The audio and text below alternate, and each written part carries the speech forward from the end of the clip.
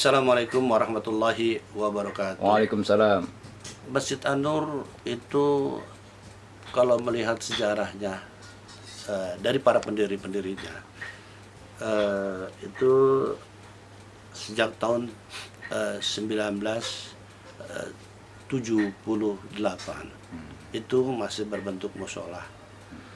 Dan dari situlah, dari tahun 78 itulah yang hanya sebagai open space ya, para pendiri-pendiri, karena di perumahan ini, di satu perumahan ini hanya ada satu yang namanya masjid, itu di Al-Khairiyah itu yang jauh ya, dari pemukiman penduduk di blok 13, blok 11, blok 9. Itu blok 13 ini ada tokoh masyarakat yang menginisiasi agar dibentuknya suatu mushola, agar di blok 13 ini yang dulu itu 6 RT ya, itu agar dibentuk suatu mushola. Maka atas inisiasi itu juga dengan berbagai macam perjuangan dari para tokoh agama, tokoh masyarakat, itu didirikanlah mushola tahun 70. Boleh tahu tokohnya Pak Haji, nama-namanya? Tokoh masyarakat itu pada waktu itu adalah yang sebagai pendiri itu adalah pertama Bapak Supriyadi, Bapak Bashir, Bapak Yasin, Bapak Unus, Bapak Suherman, Bapak Nadirun, Bapak Bapak Nadirun. Ada 9 tokoh pada waktu itu di dalam satu akte sebagai pendiri daripada Masjid An-Nur. Nah, itulah tokoh-tokoh yang saya bersyukur dan alhamdulillah itulah sebagai mujahid, sebagai tokoh pada waktu itu yang menginisiasi berdirinya suatu masjid. Lantas Pak Haji, mau tahu bagaimana kondisi saat ini pada jamaah Masjid An-Nur, perkembangan? Dalam suatu perkembangannya dari sejak tahun 78 itu dan dibuatnya akte tahun 82, berdirilah sebuah taman-taman pendidikan Al-Quran, manajemen ya. Disitulah ada bidang imaro, idaro, riayah dan peribadatan lainnya, pendidikan. Dan dari periode Pak Yasin itu, Pak Supriyadi langsung ke Pak Yasin, dari periode Pak Supriyadi ke Pak Yasin, setelah itu barulah ke periode saya ke tahun 83, 87, terus 80 atau 90. Nah, itulah ke periodenya Pak Nano.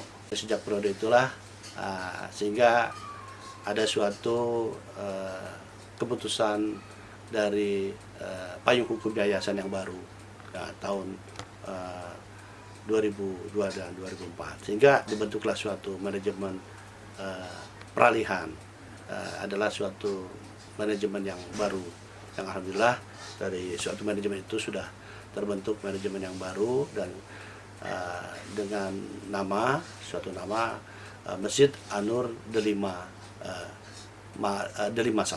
Nah, alhamdulillah sudah terbentuk sampai dengan sekarang, yang dipimpin oleh saya sebagai ketua DKM-nya, dan pembinanya adalah Bapak Supriyadi, serta pengawas dan pengurus.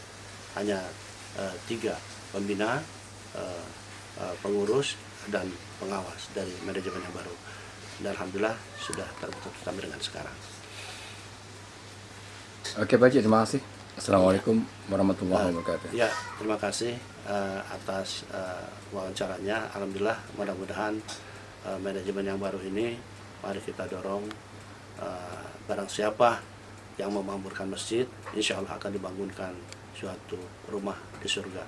Demikian kami sampaikan, mudah-mudahan terus mendorong masjid agar semakin makmur. Masjid adalah merupakan suatu siasah, masjid adalah suatu muamalah, masjid adalah suatu rumah kita yang pertama, rumah kita yang kedua adalah baiti janati, dan rumah ketiga adalah rumah yatim piatu. Itulah sebenarnya yang disebut dengan baiti janati, rumahku adalah surgaku. Terima kasih atas perhatiannya. Jazakumullah khairan katsiran jazaa. Wabillahi taufiq wal hidayah. Wassalamualaikum warahmatullahi wabarakatuh. Waalaikumsalam. Bismillahirrahmanirrahim. Assalamualaikum warahmatullahi wabarakatuh. Nanya Pak Ustadz, seumpamanya ini dalam kondisi gak pernah ke masjid sekarang karena keadaan, apakah niat ibadahnya nggak ke masjid sama Pak Ustadz? Ya, terkait dengan masalah itu ya, jangankan pahala niat, bahkan bisa mendapatkan pahala niat beserta dengan amalannya. Nabi SAW bersabda ya, bahwasanya jikalau seseorang idza safaral abdu, kalau seseorang hamba dalam kondisi bepergian atau sakit ya, kemudian hamba tersebut terbiasa melakukan suatu amalan yang sudah istiqomah dilakukan ketika berada di atau ketika bermukim dan tidak melakukan safar, dan ketika dia sehat, kutibalahu, maka Allah akan tuliskan bagi orang tersebut pahala yang sempurna seperti ketika dia istiqomah melakukan sholat berjamaah ke masjid. Oleh karenanya hadis Nabi SAW ini bisa digunakan ya ketika seseorang sudah terbiasa dan istiqomah melakukan sholat berjamaah di masjid, dan jangan khawatir ya, berjamaah pun bisa masih didapatkan di rumah. Bahkan ketika kita berada di rumah, tatkala ada uzur seperti misalkan istri kita sedang keadaan kondisi haid, anak kita masih kecil-kecil dan tidak bisa diajak untuk berjamaah bersama, kemudian kita sholat sendirian ya, namun kebiasaan kita sebelumnya sholat berjamaah di masjid, dan kita niatkan ya bahwasannya kita ingin sekali sholat berjamaah meskipun kondisinya demikian, maka tetap dianggap oleh Allah Subhanahu wa taala dia dalam kondisi sholat berjamaah secara sempurna. Assalamualaikum Bang Siswan. Waalaikumsalam warahmatullahi wabarakatuh. Bagaimana pendapat Bang Siswan tentang Masjid An-Nur jamaahnya? Alhamdulillah, puasa pertama aktivitas di masjid tetap berjalan seperti biasa, dan alhamdulillah masyarakat atau lingkungannya dengan tanpa dikomando, mereka membawa takjil ataupun kue untuk buka bersama, walaupun hanya sekian orang. Alhamdulillah berkah, mudah-mudahan Allah menggantinya lebih baik lagi dari yang dia dapat. Ada perkembangan baru di Masjid An-Nur, adanya perkembangan media yang berupa YouTube. Sekarang An-Nur punya YouTube, jadi siapapun rekan-rekan yang menonton tolong di subscribe. Boleh gue tahu Bang, nama YouTube-nya apa ya? Nama YouTube-nya An-Nur Delima. An-Nur Delima nama Terus YouTube-nya. kalau udah nonton para jamaah Masjid An-Nur, apa yang perlu diperhatikan? Yang perlu diperhatikan ya, kalau sudah nonton ya, yang penting sekali nih subscribe, like and subscribe. Perlu komen nggak? Boleh, silakan komen. Mungkin ada kekurangan, jelas punya kekurangan kelebihan itu ya, biasa dalam kehidupan. Kalau ada masukan yang positif, silakan di komen di bawah. Mas, nama saya Mas? Saya Ero. Ya. Mas Ero, gimana pendapat Mas Ero tentang Masjid An-Nur dan jamaah?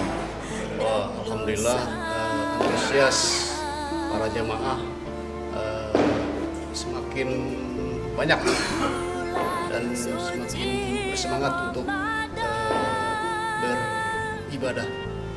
Terus di dalam kondisi COVID ini Masjid An-Nur gimana? Patuh nggak? Patuh, sangat patuh. Oke, makasih. Tanya apa ente? Mas Edu. Ya. Gimana pendapat masjid ini? Ya. Masjid An-Nur. Alhamdulillah, mudah-mudahan masjid yang barokah, Masjid Jami An-Nur. Terus kira-kira tahu nggak An-Nur ini berdiri tahun berapa nih? An-Nur berdiri itu hari Minggu, tanggal 3 April 1983. Itu berdasarkan paguyuban dari sesepuh-sesepuh.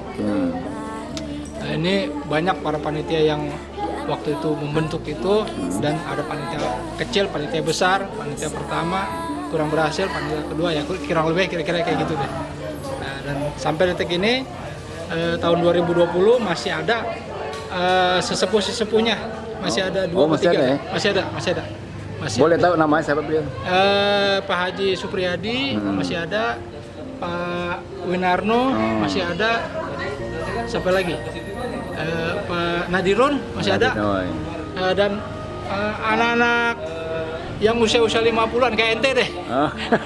Masih ada. Masih ada, ya? Dia yang dulu dia Iya, iya. manggul-manggul batu, Iya, iya. manggul-manggul semen ya itu. Iya. Ya, tapi berdiri tahun 83 waktu itu musola ya. Oh, musola. Nanti kalau nggak salah itu 2 tahun atau 3 tahun 86, kalau salah 86 itu barulah kebentuk Masjid Anur. Masjid Jami Anur dengan logonya yang 9 Kira bintang. luasnya berapa sih nih? Betul kan? Aduh, agak ngerti. Berarti iya deh. Oke, yang penting sejarahnya tahu. Iya, sejarahnya saya tahu, cuman jadi gini, mau bicara sejarah panjang ini. Iya, kita ntar ada episode lain. Oh gitu. Oke, makasih Mas Didi ya. Oke. Assalamualaikum. Waalaikumsalam. Assalamualaikum. Waalaikumsalam. Bagaimana pendapat Anda Masjid Anur? Anur mantap, perlu dikembangkan setiap waktu. Amin. Terima kasih. Oke, bagaimana pendapat kamu tentang Masjid Anur?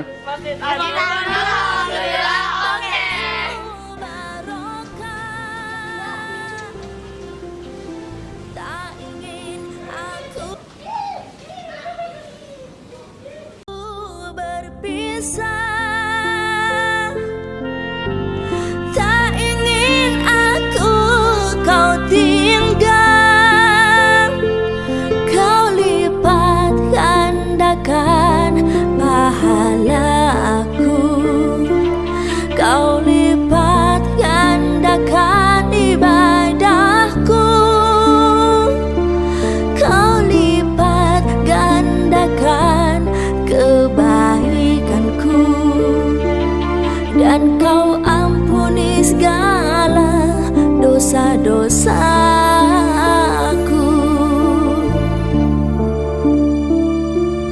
dan kau ampuni segala dosa-dosa.